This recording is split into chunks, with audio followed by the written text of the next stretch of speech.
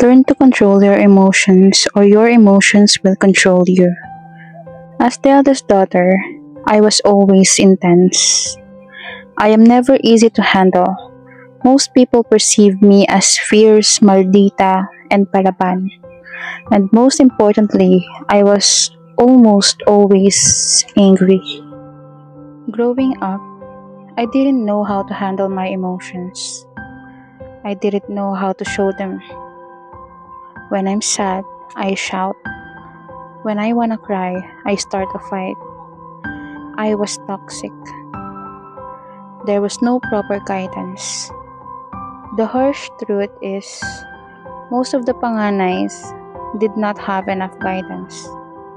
We don't have an ate or kuya to talk to. Our parents are still learning on how to raise a child too. We have to figure a lot of things ourselves. We don't have anyone to pave the way for us. It's confusing. You have these responsibilities and expectations you must carry while trying to dream, while surviving, while trying to figure everything out. You're not just an ate, you're also a kuya, a mama, and sometimes even the father of the family. Of course, it's not just you who is tired and pressured, but experiencing all this at a young age is not easy. So please, learn to forgive your ate if sometimes she's being unreasonable. Sorry for all the toxicity you've been through because of me. Sorry for the painful words and for all the times you needed me, but I wasn't there. I may not be good in showing it, but I do care.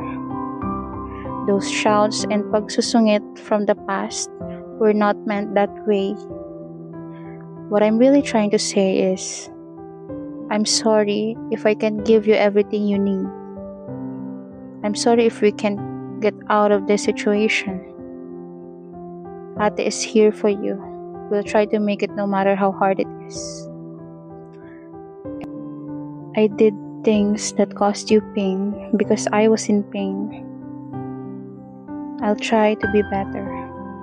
I can change the past, but I'll do my best to be the kind of adult you've always needed.